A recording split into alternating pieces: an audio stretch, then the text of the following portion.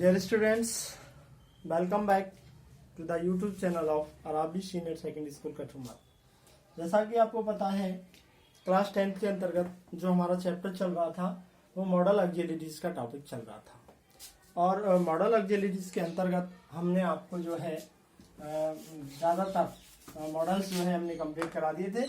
अपना मस्ट चल रहा था, तो मस्ट में मैंने बता दिए थे, और एक चौथा जो था मस्ट के अंतर्गत वो मैं बता रहा था।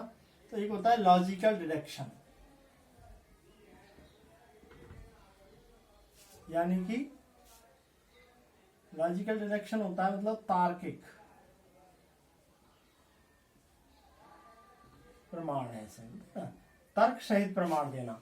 यानी कि इसमें जो है वो होता है कारण और प्रभाव। क्या होता है? कारण और प्रभाव। तो उसमें भी अपन किसका यूज करते हैं के लिए जो है वो किसका यूज किया जाएगा? मस्ट का यूज किया जाएगा। तो कारण प्रभाव के लिए अपन किसका यूज करेंगे? जो है वो मस्ट का यूज करेंगे। जैसे उदाहरण के लिए चाइल्ड इज वीपिंग, बच्चा रो रहा है, तो इट मस्ट बी हंग्री। तो निश्चित रूप से ये क्या होगा? शायद ये भूखा होगा। It must be hungry. Child के लिए हमेशा इट प्रोनाउन यूज करते हैं, ठीक है, चाइल्ड के लिए। तो चाइल्ड इज वीपिंग, बच्चा रो रहा है, तो इट मस्ट बी हंग्री। तो निश्चित रूप से वो क्या होगा? भूखा होगा। जैसे देयर इज स्मोक, तो इट मस्ट बी फायर। तो निश्चित रूप से वहां क्या होगी? फायर, आग भी होगी। क्या होगी? आग भी होगी। तो इस तरीके से अपन इसका यूज करते हैं।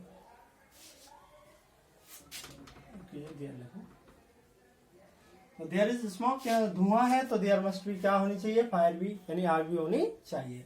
तो यहाँ पर कारण दे रखा है और क्या दे रखा है? प्रभाव। बच्चा रो रहा है, इसका मतलब कारण क्या हो? ये प्रभाव है। कारण क्या है? कि वो भूखा होगा।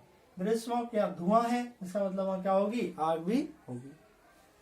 आग है तभी तो धुआं होगी। ये आग कारण है इसका, ये परिणाम निकल कर के आ रहा है। ये कारण है भूखा होने का, ये परिणाम निकल कर के आ रहा है। तो इस तरीके की कंडीशन में भी अपन जो है वो किसका यूज करते हैं? मस्ट का यूज करते हैं। तो इस तरीके से मैंने मस्ट के अंतर्गत आपको जो है वो 4 प्रकार की चीजें बताई। एक तो एम्फेटिक सजेशन हो, ट्रैफिक रूल्स हो, उसके बाद आपको जो है मैंने बताया था ट्रैफिक रूल्स है, एम्फेटिक सजेशन है, किसी बात पर दबाव देने के लिए, लॉजिकल डिडक्शन है। इस चीजों के लिए अपन किसका यूज? नेसेसिटी, कंपल्सन है, तो मस्ट का यूज करते हैं। तो अब हमने ये पढ़ लिए, कैन का पढ़ लिया, कुड का पढ़ लिया, मे का पढ़ लिया, माइट का पढ़ लिया, मस्ट का पढ़ लिया, विल का पढ़ लिया, सेल का पढ़ लिया, वुड का पढ़ लिया, शुड पढ़ लिया, और ऑट टू भी पढ़ लिया, और यूज टू भी पढ़ लिया। यानी अपने 11 कंप्लीट हो गए हैं, और अपने जो है वो मॉडल्स कितने रहे हैं? 2 रहे हैं। अच्छा, अब इन 2 मॉडल्स में वो जो 2 मॉडल्स रहे हैं वो कौन कौन से रहे हैं उस पर अपन ध्यान देंगे। ये बात सामने आई ना? Logical deduction. लॉजिकल डिडक्शन का मतलब होता है तार्किक प्रमाण, तर्क सहित प्रमाण देना, या कारण और प्रभाव होना। जैसे मैंने बताया था कि चाइल्ड इज वीपिंग, बच्चा रो रहा है, ये परिणाम है, लेकिन क्या कारण है उसके पीछे? It must be hungry. निश्चित रूप से क्या होगा? वो भूखा होगा। देयर इज स्मोक, धुआं है वहां, तो देयर मस्ट बी फायर। तो वहां क्या होगी? निश्चित रूप से आग भी होगी। इस तरीके से, तो इस तरीके से हमने किसका यूज किया? यहाँ पे मस्ट का यूज किया। तो यहाँ पर ये अपना जो है वो मस्ट क्या हो जाता है? कंप्लीट हो जाता है।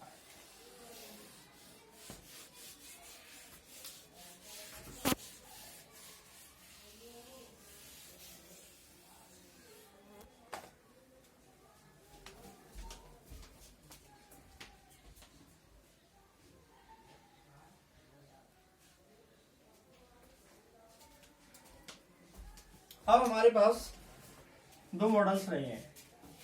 एक है नीड और दूसरा है डियर। अब ये देखो, ये जो दोनों हैं वो मॉडल ऑक्सिलरीज वर्ब भी हैं, और साथ साथ इनको मेन वर्ब के रूप में भी काम में लिया जाता है। इनमें सबसे बड़ी बात यही है कि ये दोनों मॉडल ऑक्सिलरीज वर्ब भी हैं और ये दोनों मेन वर्ब के रूप में भी काम में आते हैं। अब अंतर क्या है, जो नीड है, नीड का मतलब होता है आवश्यकता होना, और डेयर का मतलब होता है साहस। अब इनका अपन मॉडल ऑक्सिलरीज के रूप में यूज देखेंगे, दोनों का अलग अलग देखेंगे, कोई खास अंतर बढ़ने वाला नहीं है, लगभग वैसा ही देखेंगे, समझिए। सबसे पहले है नीड। तो नीड का जो यूज है वो आवश्यकता होने के अर्थ में ही किया जाएगा।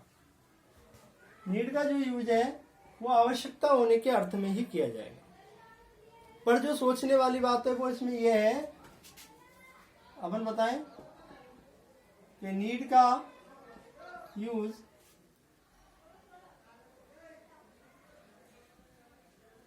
एमवी की तरह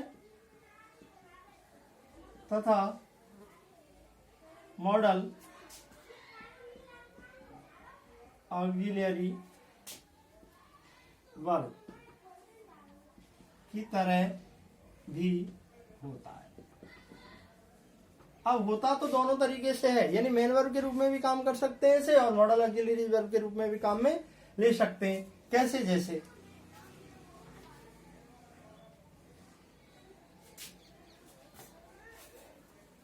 जैसे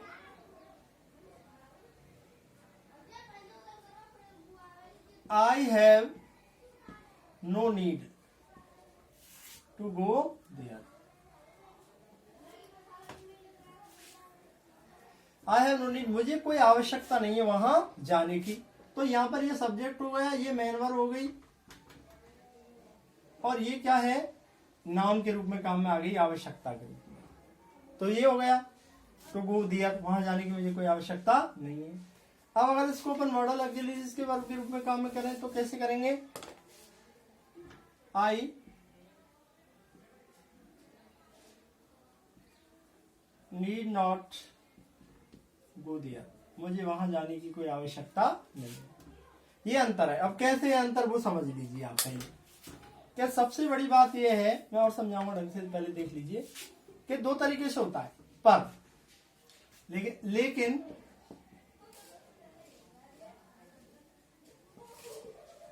मॉडल ऑक्सिलरी वर्ब के रूप में इसका प्रयोग केवल नेगेटिव तथा इंटरोगेटिव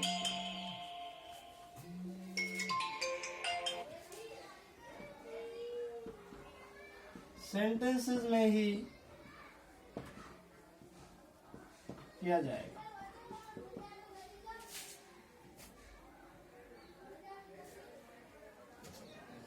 हाँ हेलो, हाँ घर हूँ, कल ले जाना है, बना खेलना और बना देंगे, परसों आ जाएगा, है ना? कल थोड़ी देर बाद बात करें, ठीक है? तो इस तरीके से इनमें ही किया जाएगा। मतलब नीड का यूज एमबी की तरह तथा मॉडल ऑक्सिलरी वर्ब की तरह भी होता है, लेकिन मॉडल ऑक्सिलरी वर्ब के रूप में इसका प्रयोग केवल नेगेटिव तथा इंटरोगेटिव सेंटेंसेस में ही किया जाएगा, और कहीं इसका जो है वो यूज नहीं होगा प्रॉपर तरीके से। अब बात सबसे बड़ी ये है कि जब इनका किया जाएगा तो कैसे किया जाएगा वो अपन देखेंगे।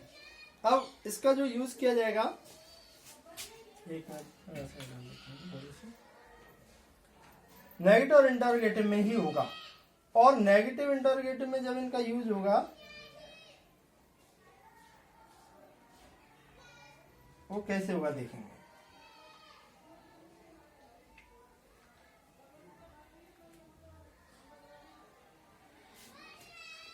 इसको आप अपनी कॉपी में नोट करेंगे।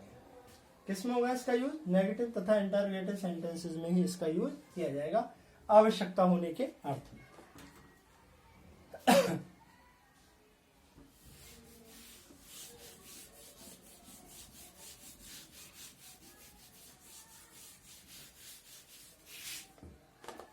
जैसे देखेंगे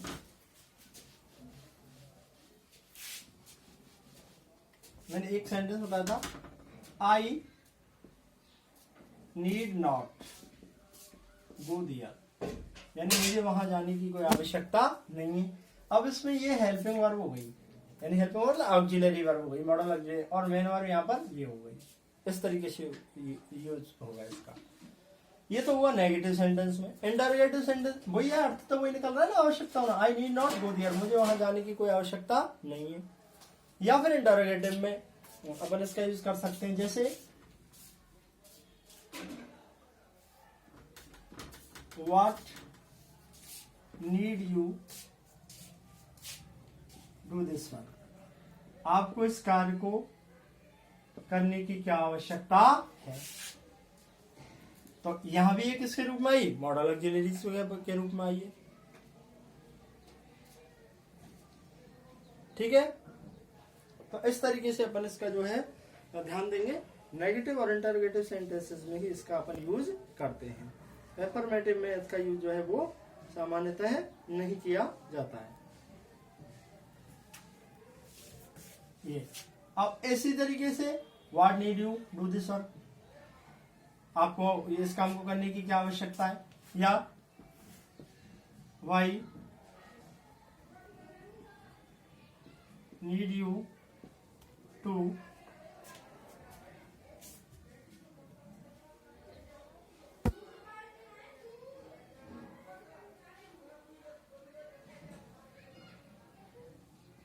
वर्क हार्ड, तुम्हें कठिन, why need you work hard, तुम्हें कठिन परिश्रम करने की आवश्यकता क्यों है। तो इस तरीके से इंटरोगेटिव और नेगेटिव सेंटेंसेस में ही इसका यूज होगा। और जब इनका इंटरोगेटिव नेगेटिव सेंटेंसेस में होगा ना, तो वो जैसे जिस जगह पर हेल्पिंग वर्ब यूज होती है ना, उसी जगह पर इसका यूज होगा, और आवश्यकता होने के अर्थ में ही इसका यूज होगा। अब आपको तो मॉडल ऑक्सिलरीज है, तो मॉडल ऑक्सिलरी आवश्यकता होने के अर्थ में नीड का यूज करते हैं ना, इतना अंतर है। उसके बाद देखेंगे क्या, डियर। डियर का मतलब होता है साहस।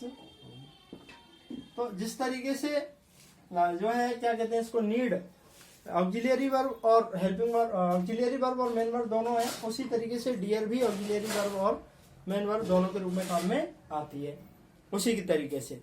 लेकिन जैसे तो ध्यान देंगे इसका यूज भी मॉडल ऑक्सिलरी वर्ब के रूप में केवल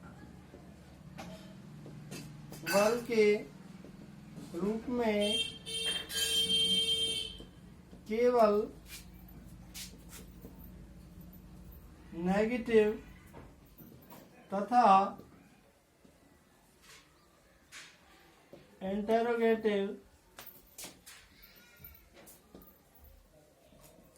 सेंटेंसेस में ही किया जाएगा। तो डियर साहस होना, यानी इसका यूज भी मॉडल ऑक्सिलरी वर्ब के रूप में केवल नेगेटिव तथा इंटरोगेटिव सेंटेंसेस में ही किया जाएगा। मतलब वही है जैसे इसका हुआ था, ऐसे ही इसका भी केवल किस में होगा, इंटरोगेटिव और नेगेटिव सेंटेंसेस में ही इसका यूज होगा। अब होगा किस तरीके से, उदाहरण से समझ में आएगा।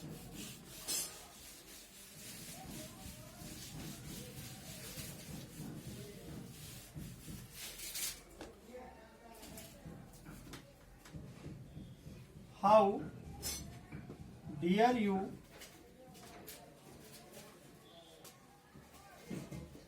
do this one, तुम इस काम को करने का साहस कैसे कर सकती हो। या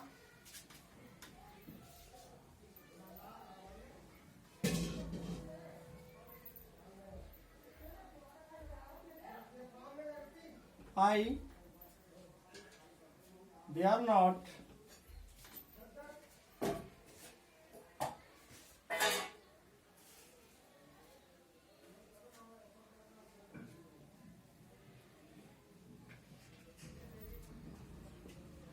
स्टार्ट ए न्यू बिजनेस, यानी मैं कोई नया व्यवसाय करने का जो है वो साहस नहीं कर पाता हूँ। मैं कोई भी नया कार्य करने का जो है, बिजनेस स्टार्ट करने का जो है साहस नहीं कर पाता हूँ। तो इस तरीके से इसका जो है वो यूज होगा। अब अगर मेन वर्ब के रूप में अगर इसका यूज करें तो ये समझ में आया ना, ये इस तरीके से इनका यूज जो है वो इंटरोगेटिव और नेगेटिव सेंटेंसेस में ही होगा। अब देखिए जैसे अब इनका मेन वर्ब के रूप में भी यूज हो जाता है। अब कैसे हो जाता है, जैसे नीड देख लीजिए,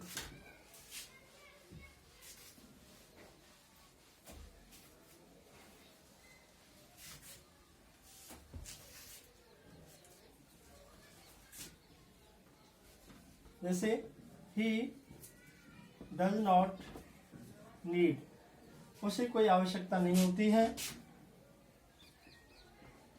टू अर्न मनी, उसे धन कमाने की आवश्यकता नहीं है, इस तरीके से हो जाएगा।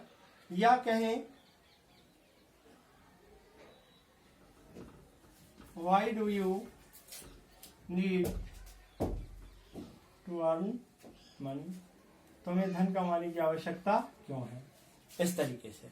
तो इस तरीके से तो ये मेन वर्ब के रूप में हो रही हैं, और उनके जो मैंने पहले उदाहरण दिए हैं उनमें अपन क्या करें, इनका जो है यूज किस रूप में हो रहा है, ऑक्सिलियरी वर्ब के रूप में हो रहा है या हेल्पिंग वर्ब के रूप में हो रहा है। ये इनमें बेसिकली अंतर होता है, ये ध्यान देने वाली बात है। और इस तरीके से जो है वो अपना ये मॉडल ऑक्सिलियरी वर्ब का जो टॉपिक है वो यहाँ पर क्या होता है, कंप्लीट होता है। कौन सा टॉपिक होता है, मॉडल ऑक्सिलियरी। ध्यान देना, इसको थोड़ा सा और समझ लीजिए, एक बार फिर समझा देता हूँ।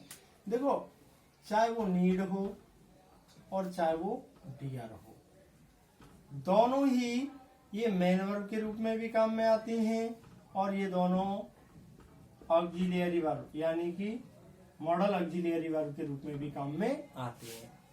मैंने अंतर बताया दोनों में कि जब इनका यूज मेन वर्ब के रूप में होगा तो ये जहां मेन वर्ब आती है उस जगह पे आएंगी और इनके साथ आवश्यकता अनुसार हेल्पिंग वर्ब आएगी, और जब इनका यूज मॉडल ऑक्सिलियरीज के रूप में होगा तो ये हेल्पिंग वर्ब के स्थान पर आएंगी और इनके साथ कोई ना कोई मेन वर्ब दी हुई आएगी। ये इनमें बेसिकली अंतर है, और कोई अंतर नहीं है। और चाहे मॉडल ऑक्सिलियरीज के रूप में हो चाहे मेन वर्ब के रूप में हो, ये उसी अर्थ में काम में आती हैं। नीड मीन्स आवश्यकता होना और डियर मीन्स साहस होना, ये है। तो इनका जो यूज है वो इसी तरीके से होगा, और बेसिकली ज्यादा इनमें कोई खास अंतर आने वाला नहीं है। ये दो है, तो वही आवश्यकता होना, ये मेन वर्ब के रूप में आएंगी। तो जैसे मेन वर्ब के रूप में आई, और नेगेटिव सेंटेंस मैंने अभी बताया था ना उदाहरण, तो नेगेटिव है तो हेल्पिंग वर्ब नॉट, और उसके बाद मेन वर्ब के रूप में नीड या डियर आएगी। ठीक है, जैसे देख लो, they do not dare to go there, वे वहां जाने का साहस नहीं करते हैं। तो अब यहाँ पर जब ये मेन वर्ब के रूप, अब ये मेन वर्ब आ रही ना, ये हेल्पिंग वर्ब हो गई, ये इसके साथ नॉट हो गई, और ये मेन वर्ब की क्या हो गई, फर्स्ट फॉर्म हो गई। किस रूप में आई है, यहाँ पे ये एमबी के रूप में आई है। और मैंने बताया था ऊपर आ रही है, ही ऊपर आ रही है, या लिया आई डियर नॉट गो देयर, मुझे वहां जाने का साहस नहीं है, या मैं वहां जाने का साहस नहीं कर सकता हूं। अब यहाँ पर ये किस रूप में काम में आ रही है, मॉडल ऑक्सिलियरी वर्ब के रूप में काम में आ रही है। यहाँ पर ये मेन वर्ब के रूप में काम आ रही है, हेल्पिंग वर्ब ये रही, नॉट इरा। और यहाँ पर ये किस रूप में काम आ रही है, मॉडल ऑक्सिलियरी वर्ब के रूप में काम में आ रही है। इस तरीके से अंतर है इसमें, और कोई खास अंतर आने वाला नहीं। तो ये है। अब एक बात ध्यान देंगे, अब हमने आपको शुरुआत में ही हमने आपको एक तो एक्टिव पैसिव वॉइस का टॉपिक कंप्लीट करा दिया था, जब तक सिलेबस सेट नहीं हुआ था। जब तक सिलेबस सेट नहीं हुआ था उसी समय मैंने पहले एक्टिव पैसिव वॉइस का टॉपिक करा दिया था, और दूसरा मैंने जो है वो नरेशन का टॉपिक भी आपको कंप्लीट करा दिया था। तो ये दोनों टॉपिक अभी भी हमारे सिलेबस में है। तो अभी जो हमारे सिलेबस में है ग्रामर के अंतर्गत, वो ग्रामर के अंदर एक्टिव पैसिव है, नरेशन है, दोनों को करा चुका हूँ। तीसरा हमारे यहाँ पर जो टॉपिक है वो है मॉडल ऑक्सिलियरी वर्ब। तीसरा जो टॉपिक है वो कौन सा है, मॉडल ऑक्सिलरी वर्ब का, और ये मॉडल ऑक्सिलरी वर्ब भी यहाँ पर क्या हो जाती है, कंप्लीट। और एक और चैप्टर बचता है, केवल 4 चैप्टर बचे हैं, वो कौन सा है, टेंस है। यानी इसी के अंतर्गत क्या होंगी, correct form of the verb, क्रिया का सही रूप। तो ये जो है वो 4 टॉपिक हैं। अब हमारा जो ग्रामर के अंतर्गत टॉपिक रहा है वो टेंस का टॉपिक रहा है। अब टेंस का जो टॉपिक है वो अपन नेक्स्ट वीडियो में स्टार्ट करेंगे।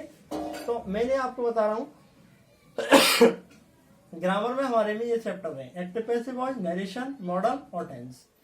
एक्टिव पैसिव वॉइस, नरेशन और मॉडल्स अपन कंप्लीट कर चुके हैं, और ग्रामर के अंतर्गत हमारे लिए पढ़ने को जो रहा है वो कौन से रहे हैं, टेंस रहे। इसमें से जो क्लॉजेस वाला चैप्टर था वो डिलीट कर दिया है। तो अब नेक्स्ट वीडियो में अपन टेंस पढ़ाएंगे। अब नेक्स्ट वीडियो में टेंस पढ़ाएं उससे पहले अपन थोड़ा सा जो है वो सिलेबस पर डिस्कस कर लेते हैं। जो सिलेबस आपका आने वाला है, मतलब जो आपके पार्ट डिलीट किए हैं, कौन कौन से पार्ट रहे हैं उसके ऊपर अपन बात कर लेते हैं। देखिए वो सिलेबस हालांकि आपको पता होना चाहिए, पर हमने तो फिर भी जो सिलेबस बोर्ड ने निर्धारित किया था उससे पहले हमने ये चैप्टर करा दिए थे। पर सौभाग्य की बात यह रही है कि जो चैप्टर हमने कराए इनमें से एक भी डिलीट नहीं हुआ। क्लॉजेस वाला चैप्टर डिलीट हो गया, क्लॉजेस वाला हमने वैसे भी अभी नहीं कराया था तो वो डिलीट हो गया, कोई दिक्कत नहीं, अब कराने की कोई आवश्यकता नहीं है। अब कौन कौन से टॉपिक अब हैं यहाँ पर और कौन कौन से अपन को पढ़ने उस पर देखेंगे। देखो ये चैप्टर्स हैं, मैं बताऊँ आपको कौन से डिलीट किए हैं, आपके देखेंगे।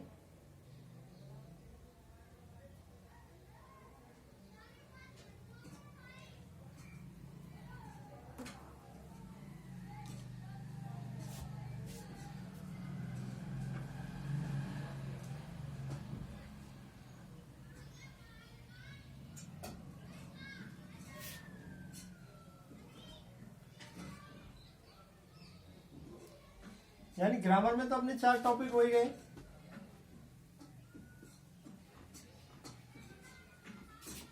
एक तो पैसिव, दूसरा नरेशन,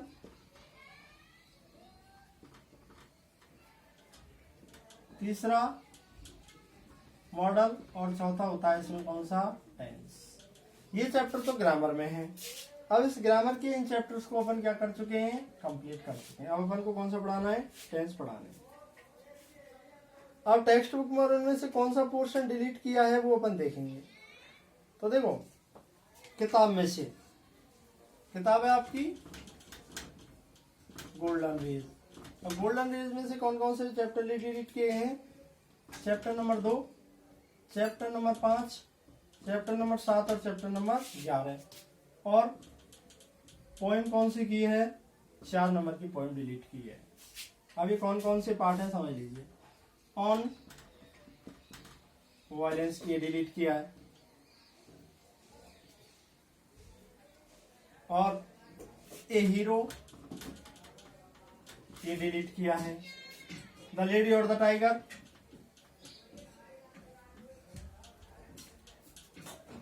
और द टाइगर ये डिलीट किया है।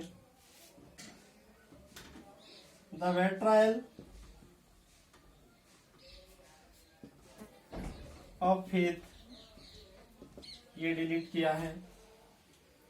और जो पोएम, ये तो इसमें से प्रोज वाले पार्ट कौन से, 1, 2, 3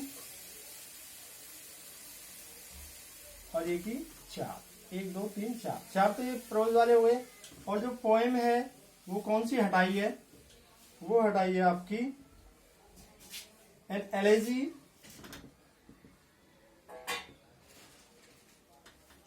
ऑन द डेथ ऑफ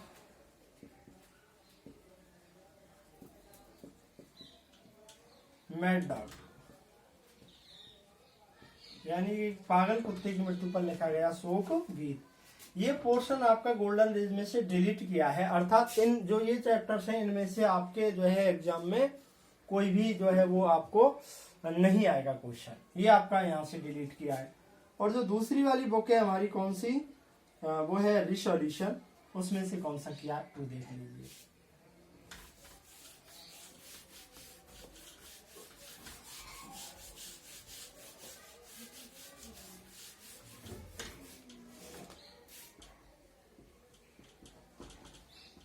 इस सॉल्यूशन में एक तो तीसरा पार्ट, 5वां पार्ट, 7वां पार्ट और 10 पार्ट, यानी 4 पार्ट इसमें से डिलीट कर दिए हैं। और उनमें से देख लेना। और जैसे एक है ग्रोइंग अप पेन्स, ये डिलीट कर दिया है। दूसरा है द